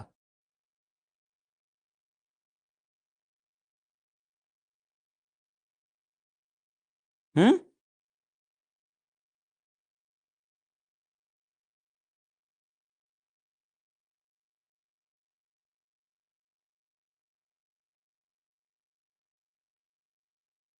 অর্ধ সংরক্ষণশীল পদ্ধতি, রাইট, ভেরি গুড। তাহলে ডিএনএ সূত্র এখন প্রতিলিপন হবে বা অনুলিপন হবে বা ডিএনএ রেপ্লিকেশন হবে, তুমি যে নামে বলো না কেন। তাহলে ডিএনএ রেপ্লিকেশন হলো, ডিএনএ রেপ্লিকেশন, রেপ্লিকেশন। ওকে, আচ্ছা। আর জি2 পর্যায়ে কি হবে দেখো? মাইক্রোটিউবিউলের উৎপাদন, সংশ্লেষ মানে মাইক্রোটিউবিউল তৈরি হবে। মানে মাইক্রোটিউবিউলের উপাদান মানে মাইক্রোটিউবিউল তৈরি হওয়ার জন্য যা যা তৈরি হওয়া দরকার সেগুলো তৈরি হবে, ক্লিয়ার? তারপরে দেখো মাইক্রোটিউবিউল তৈরি হবে। একটা হলো মাইক্রোটিউবিউলের উপাদান তৈরি হবে, মানে মাইক্রোটিউবিউল তৈরি হওয়ার জন্য যা যা দরকার, আর একটা হলো মাইক্রোটিউবিউল তৈরি হবে। কোষ বিভাজন হওয়ার জন্য শক্তি দরকার হয়, সেই শক্তি তৈরি হবে। দেন জি2 থেকে মাইটোসিসকে প্রবেশের জন্য ম্যাচিউরেশন প্রমোটিং ফ্যাক্টর তৈরি হবে। মানে হলো এই পর্যায় থেকে এই পর্যায়ে যে কোষ আসবে, এই আসার জন্য ম্যাচিউরেশন প্রমোটিং ফ্যাক্টর এরকম একটা এনজাইম দরকার হয়, এই এনজাইমটা তৈরি হবে। এই এনজাইমটা যদি তৈরি না হয় তাহলে এই পর্যায় থেকে এই পর্যায় পর্যন্ত আর আসতে পারবে না। কিছু কিছু কোষের ক্ষেত্রে, কিছু কিছু কোষ দেখা যায় যে জি1 পর্যায়েতেই থাকে, এস পর্যায়ে আর আসতে পারে না। আবার কিছু কিছু কোষে দেখা যায় যে তারা এস পর্যায়েতেই থাকে, এরা জি2 পর্যায়ে আর আসতে পারে না। ঠিক আছে? তাহলে যেই কোষগুলো জি1 পর্যায়ে আটকা পড়ে গেল, তাহলে সেই কোষগুলো আর বিভাজিত হতে পারবে না। এমপিএফ লিখেই তো আছে, ম্যাচিউরেশন প্রমোটিং ফ্যাক্টর। এম তে হলো ম্যাচিউরেশন, পি তে প্রমোটিং, এফ তে ফ্যাক্টর। ঠিক আছে, ওকে। তাহলে আমরা দেখো কোষ বিভাজন হওয়ার জন্য যা যা দরকার তাই পেলাম। এখন কোনটাতে কত পার্সেন্ট সময় ব্যয় হয়? দেখো, G1 পর্যায়ে 30 to 40% সময় ব্যয় হয়, এস পর্যায়ে 30 to 50% সময় ব্যয় হয়, আর G2 পর্যায়ে 10 to 20% সময় ব্যয় হয়। এটা মনে রাখার জন্য আমরা একটা ছন্দ অ্যাপ্লাই করেছি। কি ছন্দ? তুমি 34, 35, 36 দিয়ে মনে রাখবে সিরিয়ালি। 34, 35, 36। তাহলে তুমি যদি 34 দিয়ে মনে রাখো জিনিসটা, তাহলে কি হবে? দেখো, এটা তুমি 34 লিখলে, 34। তাহলে 34 যদি লেখো, এগুলোর সাথে শূন্য বসায় দাও। তারপর তুমি 35 লিখো, 35, 35, তাহলে শূন্য বসিয়ে দাও। তারপর তুমি 36 লিখো, 36, তাহলে যেহেতু 36 এটা 3 নম্বরে আছে, 1, 2, 3 নম্বরে আছে, তাহলে এটাকে 3 দিয়ে ভাগ করো। তাহলে ভাগ করলে কত হবে? 18। তাহলে 18, তাহলে এই 18-র সাথে এখন শূন্য বসিয়ে দাও। সরি, 18 বলছি, 12, তাই না? তাহলে কি হবে? 12। তাহলে এগুলোর সাথে শূন্য বসিয়ে দাও। তাহলে 10 থেকে 20% সময়। তো এটা মনে রাখার জন্য এটা ছন্দটা। ঠিক আছে, ওকে। তাহলে এই প্রশ্নের উত্তর দাও তো এখন, দেখি কে পারে। সবাই পারবে।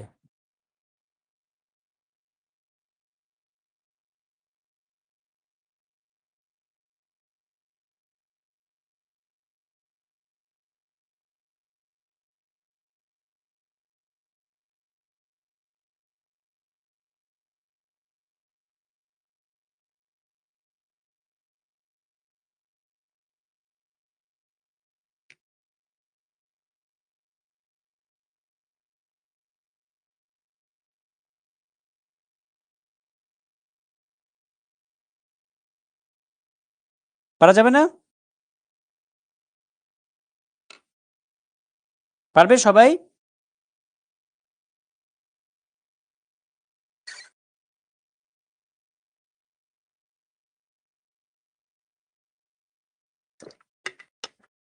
সবচেয়ে সহজ। তাহলে কি হবে? ইয়েস। তাহলে এটা সহজেই মনে রাখবে যে ডিএনএ সংশ্লেষ, সংশ্লেষ মানে কি? তৈরি। আর তৈরির ইংলিশ কি? সিনথেসিস। আর সিনথেসিসের কি? এস। সিনথেসিসের এই যে এস, তাহলে এস পর্যায়ে, তাই না? তাই তো। তারপরে কোশ্চেন উত্তর দাও তো, কোষ চক্রের সংশ্লেষণ দশায় কত সময় ব্যয় হয়? বলো।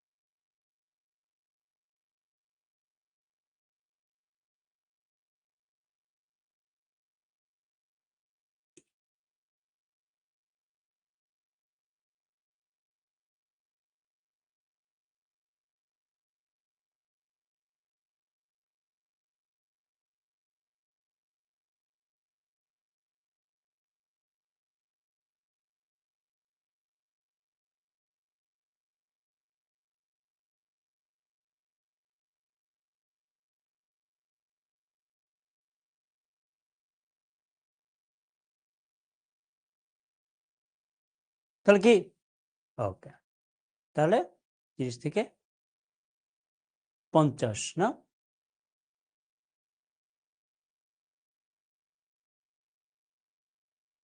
ওকে। তাহলে জীবের জীবনে কোষচক্র গুরুত্বপূর্ণ কেন, এখন এগুলো আমরা পারবো। এরপরে দেখো, ইন্টারফেস বলতে কি বোঝো? মানে ইন্টারফেস মানে হলো যে প্রস্তুতি পর্যায়ের কথা বলছি, সেই প্রস্তুতি পর্যায়। ইন্টারফেস মানে হলো প্রস্তুতি পর্যায়, প্রস্তুতি পর্যায়। তার প্রস্তুতি পর্যায় মানে কি আমরা অলরেডি বলেছি। তাহলে এটা কি হবে দেখো তো, দেখো উদ্দীপকের চিত্রের এস পর্যায়ে সংঘটিত প্রক্রিয়াটি কোষ বিভাজনের জন্য আবশ্যক। এস পর্যায়ে, এস পর্যায়ে মানে কি? এটা হলো G1 এস এবং G2, তাহলে এস পর্যায়ে মানে কি?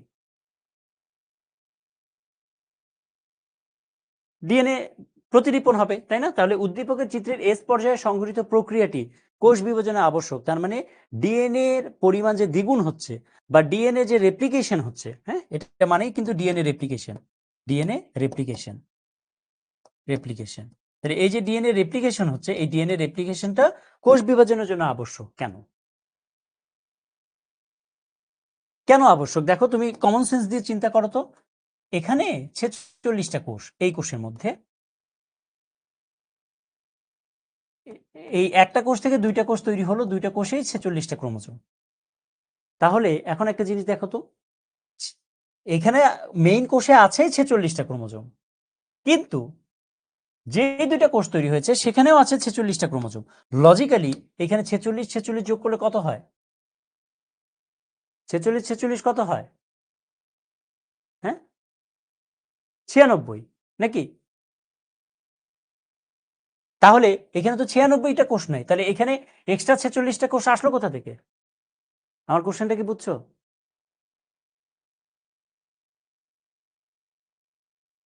92, তাই না?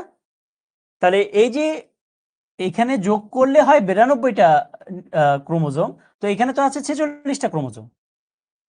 তাহলে এই 46টা ক্রোমোজোম থেকে 92 ক্রোমোজোম কেমনে আসলো? এক্সট্রা 46 ক্রোমোজোম কোথা থেকে আসলো? এক্সট্রা 46টা ক্রোমোজোম কোথা থেকে আসলো? এই যে 46টা ক্রোমোজোম বলছি, এই 46টা ক্রোমোজোম দ্বিগুণ হয়ে যায়। একটা জিনিস তোমাকে আমি মজার জিনিস বলে দিই, দেখো তাহলে বুঝবে দ্বিগুণ জিনিসটা কি।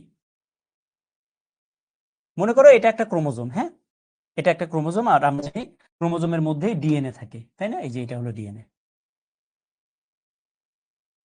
ওকে, আচ্ছা, এই ক্রোমোজোমটা যদি দ্বিগুণ অবস্থায় হয়, আমি যদি এই ক্রোমোজোমটাকে বলি দ্বিগুণ অবস্থায়, অথবা ডিএনএ যদি দ্বিগুণ হয়ে যায়, তখন এই ক্রোমোজোমটা দেখতে হয়ে যাবে এরকম।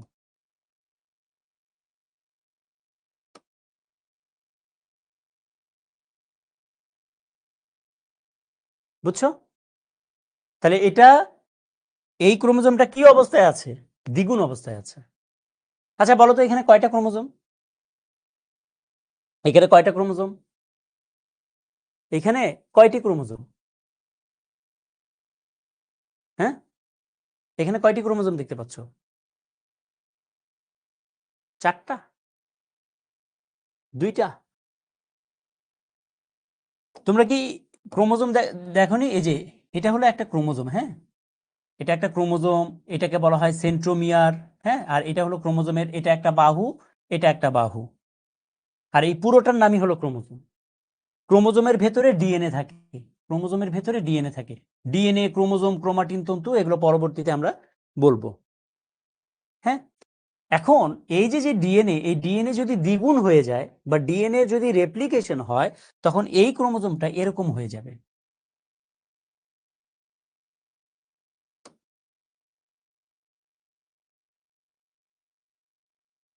বুঝতে পেরেছো? তাহলে বলো তো এখানে কয়টি ক্রোমোজোম? তাহলে এখানে কয়টি ক্রোমোজোম? একটি ক্রোমোজোম। কি অবস্থায় রয়েছে? দ্বিগুণ অবস্থায় রয়েছে। এখানে কয়টি ক্রোমোজোম? একটি ক্রোমোজোম। কি অবস্থায় রয়েছে? দ্বিগুণ অবস্থায় রয়েছে। এখানে কয়টি ক্রোমোজোম?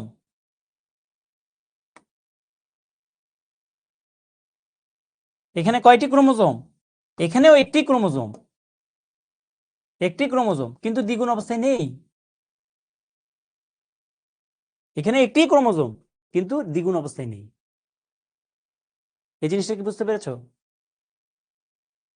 হ্যাঁ, এই জন্য দেখবে তোমাদের বইয়ে কোনো কোনো জায়গায় এরকম ছবি, ক্রোমোজোমের কোনো কোনো জায়গায় এরকম ছবি, কোনো কোনো জায়গায় এরকম ছবি।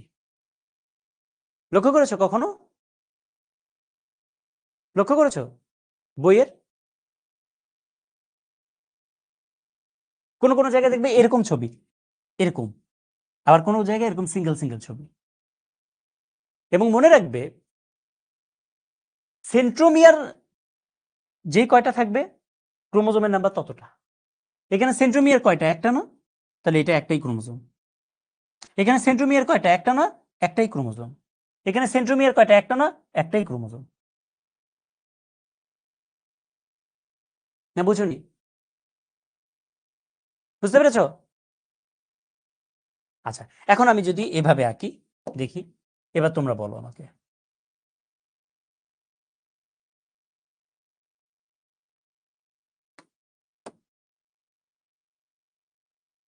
এখন বলো তো এখানে কয়টি ক্রোমোজোম? এখানে কয়টি ক্রোমোজোম বলো? এখানে কয়টি ক্রোমোজোম? এখানে কয়টি ক্রোমোজোম? দুইটি ক্রোমোজোম। ভেরি গুড, দুইটি। দুইটি। আচ্ছা,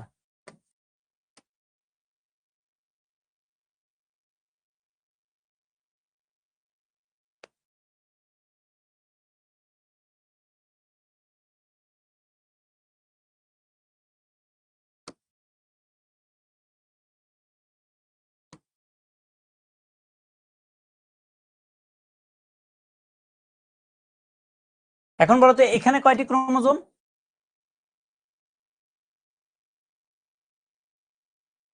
এখানে কয়টি ক্রোমোজোম?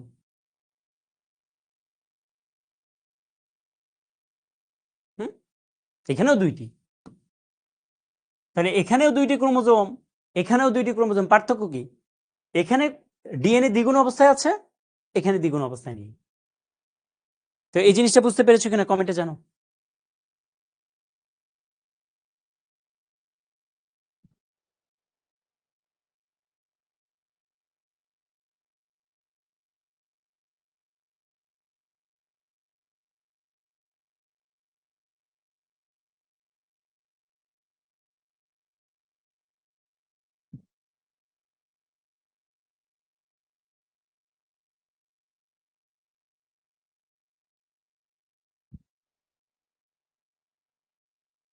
বুঝতে পেরেছো?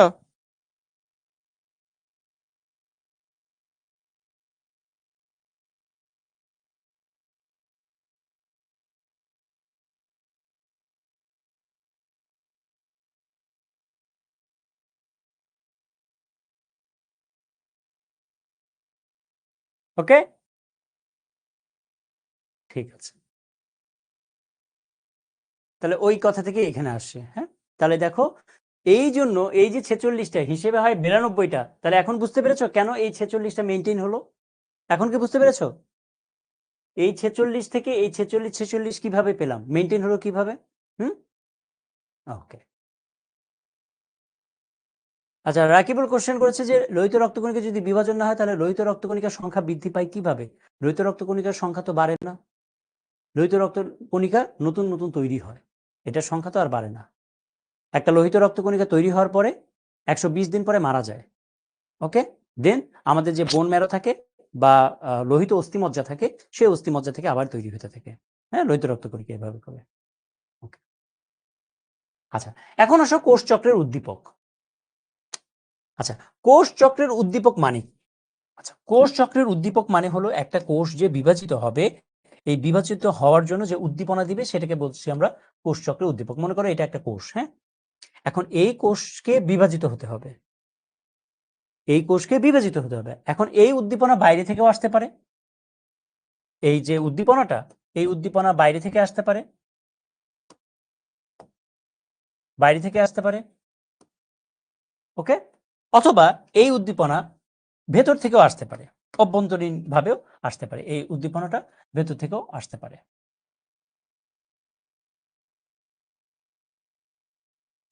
তাহলে বাইরে থেকে যদি আসে সেটাকে আমরা বলছি বাহ্যিক উদ্দীপক। বাহ্যিক উদ্দীপক। আর ভেতর থেকে যদি উদ্দীপনা তৈরি হয় সেটাকে বলছি আমরা অভ্যন্তরীণ উদ্দীপক। অভ্যন্তরীণ। যেমন বিভিন্ন রকমের হরমোন, বিভিন্ন রকমের hormone, growth factor, growth factor, এগুলো হলো কোষ বিভাজন হওয়ার জন্য বাহ্যিক উদ্দীপক। তার মানে কোষ যে বিভাজিত হবে কেন হবে? একে তো কেউ একজন উদ্দীপনা দিতে হবে, রাইট? তাহলে এই কাজটা করে থাকে হলো এই হরমোন গ্রোথ ফ্যাক্টর, বিভিন্ন রকমের। এই হরমোন এবং গ্রোথ ফ্যাক্টরগুলো এগুলো কোষের কাছে যদি আসলে তখনই কোষটা বিভাজিত হবে, না হলে হবে না। ওকে? আর অভ্যন্তরীণ উদ্দীপক কি? যেটা বাইরে থেকে আসবে না, কোষের ভিতরেই থাকে। যেমন সিডিকে আমরা একটু আগে পড়েছিলাম, সাইক্লিন ডিপেন্ডেন্ট কাইনেজ, সিডিকে, তাই না? আমরা এই নামটা পড়েছি, সাইক্লিন ডিপেন্ডেন্ট কাইনেজ নামক এনজাইম। তাহলে এই এনজাইমটা কোষের ভিতরে থেকেই কোষকে উদ্দীপনা দিবে, কোষকে বলবে যে তুমি বিভাজিত হও। বুঝতে পেরেছ? তাহলে কোষ দুইভাবে উদ্দীপনা পেতে পারে, একটা হলো বাহ্যিক এবং আরেকটা অভ্যন্তরীণ। তুমি পড়াশোনা করবে কিনা এটা দুইভাবে হতে পারে। বাইরে থেকে তোমাকে যদি আমি বারবার বলি এই পড়াশোনা করো পড়াশোনা করো, তাহলে এই যে বাইরে থেকে আমি তোমাকে বললাম, আমি হলাম বাহ্যিক উদ্দীপক। তুমি পড়াশোনা করবে, তুমি ভেতরে ভেতরে যদি এটা ফিল করো না আমাকে পড়াশোনা করতে হবে, আমাকে পড়াশোনা করতে হবে, এই যে ভেতরে ভেতরে ফিল করলে, ফিল করার পরে তুমি পড়াশোনা শুরু করে দিলে, এটাকে বলছি আমরা অভ্যন্তরীণ উদ্দীপক। তোমার ভেতরের মধ্যে যে পড়ার টেন্ডেন্সিটা তৈরি হলো, এটা হলো তোমার অভ্যন্তরীণ উদ্দীপক। বুঝতে পেরেছ স্বর্ণা? ওকে, তাহলে দেখো এই যে বিভিন্ন রকমের হরমোন, যেমন ইরিথ্রোপয়েটিন নামক হরমোন রয়েছে, ওকে, তারপরে গ্রোথ ফ্যাক্টর, এগুলো করে কি? এগুলো বাহ্যিক উদ্দীপক হিসেবে কাজ করে। সাইক্লিন ডিপেন্ডেন্ট কাইনেজ আর সাইক্লিন কি একই? না, সাইক্লিন আর সাইক্লিন ডিপেন্ডেন্ট কাইনেজ দুইটা আলাদা জিনিস।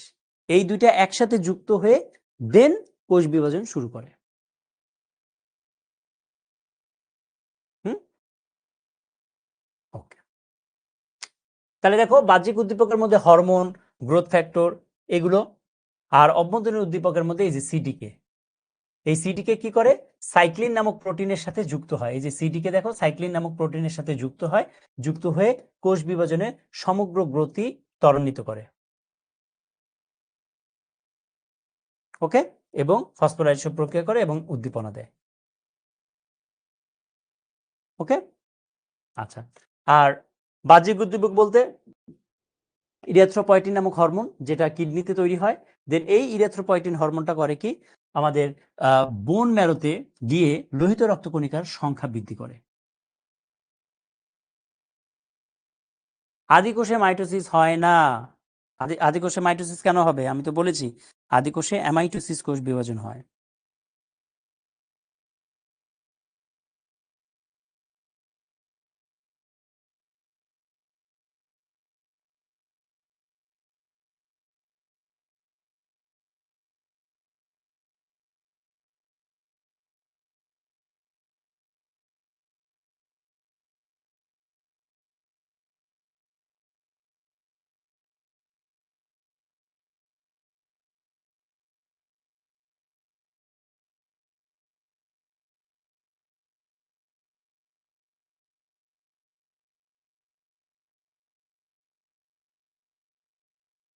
বোন ম্যারো মানে হলো লোহিত অস্থিমজ্জা। বোন ম্যারো মানে হলো লোহিত অস্থিমজ্জা। হ্যাঁ, অস্থিমজ্জা, বোন ম্যারো মানে হলো অস্থিমজ্জা। অস্থিমজ্জা মানে হাড্ডির ভেতরে লাল লাল কিছু জিনিস থাকে। তোমরা মুরগির রান চাবাইছো না? হাড্ডি, মুরগির রানের হাড্ডি। তাহলে মুরগির রানের হাড় চাবালে ভেতরে কি লাল লাল জিনিস দেখা যায় না? সেগুলোকে বলা হয় রেড বোন ম্যারো বা লোহিত অস্থিমজ্জা। তো মানুষের হাড়ের ভেতরে এরকম লাল লাল জিনিস থাকে, ওই লাল লাল জিনিসের মধ্যেই লোহিত রক্তকণিকাগুলো তৈরি হয়। হুম?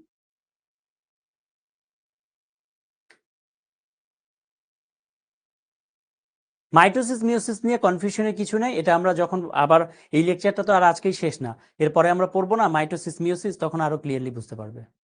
ওকে, আচ্ছা।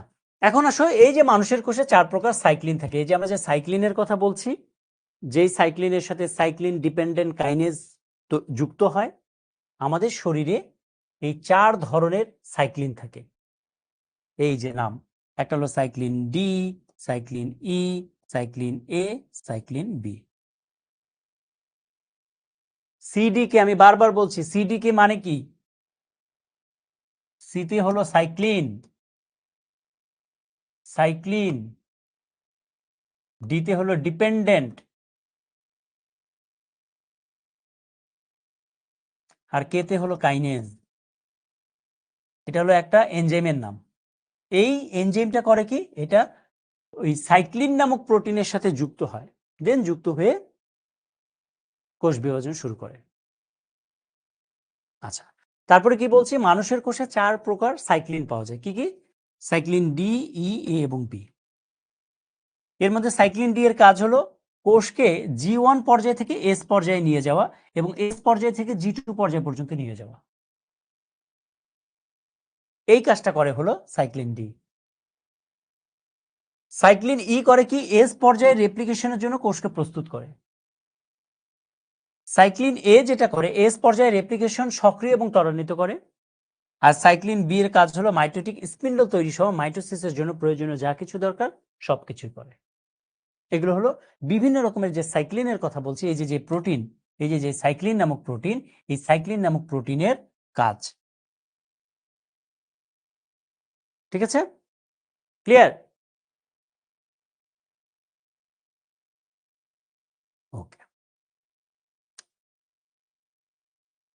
বোন ম্যারো মানে হলো অস্থিমজ্জা। বোন ম্যারো ইংলিশে বলা হয় বোন ম্যারো,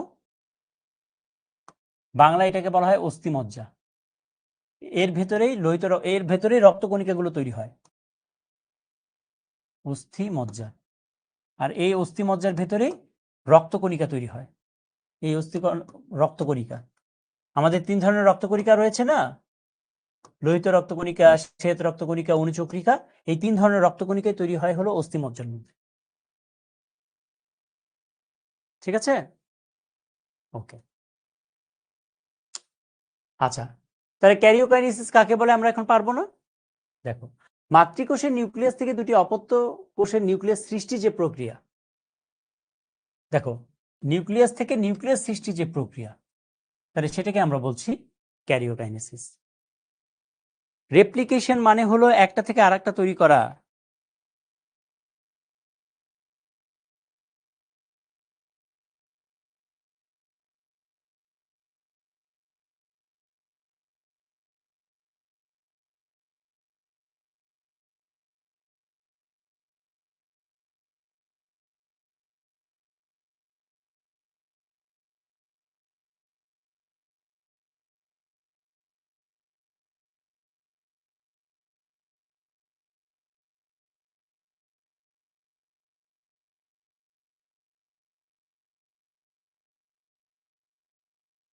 ওকে, তাহলে দেখো তো এই প্রশ্নগুলোর উত্তর কি আমরা দিতে পারবো? দেখো, কোষ বিভাজন কাকে বলে, অ্যামাইটোসিসকে কেন বলা হয়, ইন্টারফেস বলতে কি বোঝো, কোষ চক্র বলতে কি বোঝো, জীবন চক্র, কোষ চক্র গুরুত্ব বলো, তারপর হলো সাইটোকাইনেসিস বলতে কি বোঝো, আমরা এখন পারবো কিনা।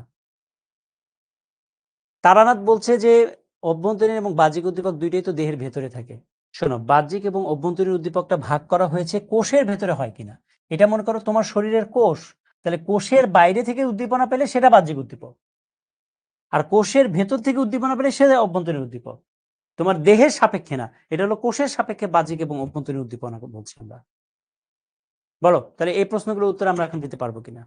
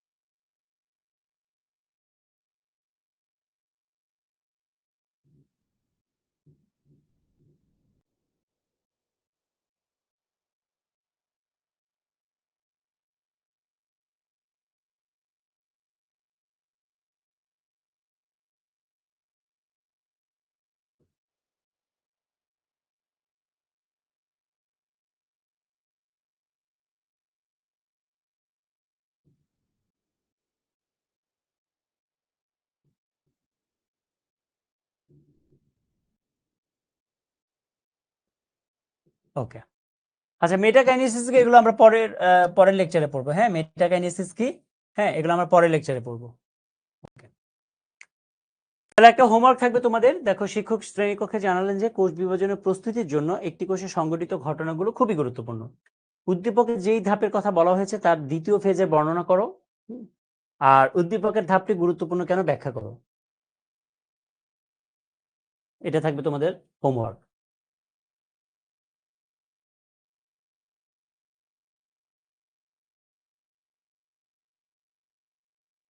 ওকে, সো কার কোনো প্রশ্ন আছে কিনা বলো।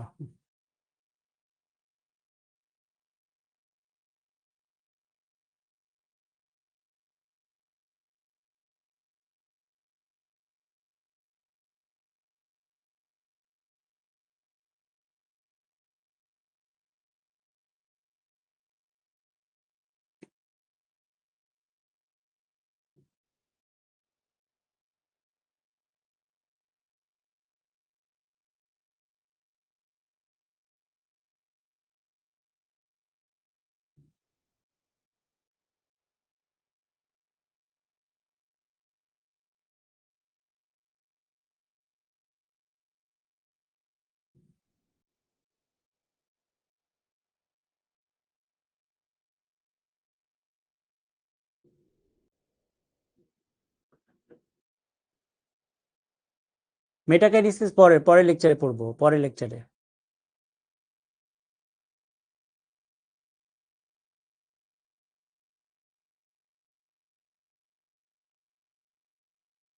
ওকে,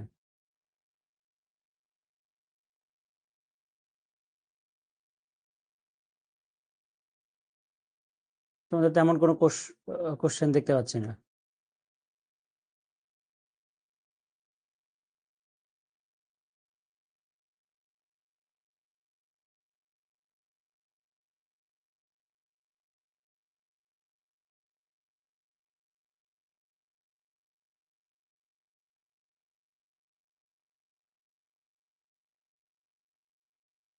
সিন্যাপসিস কি, এগুলো পরের লেকচারে, তো এগুলো আজকের লেকচারের না।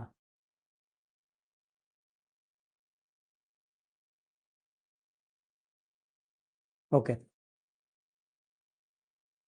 তো ঠিক আছে। অন্য কোশ্চেন আর দেখতে পাচ্ছি না তো। ওকে, তো সবাইকে অসংখ্য ধন্যবাদ জানিয়ে আমরা আজকের ক্লাসটা এখানেই শেষ করছি। নেক্সট ক্লাসে তোমাদের সাথে আবার দেখা হবে। সে পর্যন্ত তোমরা সবাই ভালো থেকো, সুস্থ থেকো। আল্লাহ হাফেজ সবাইকে।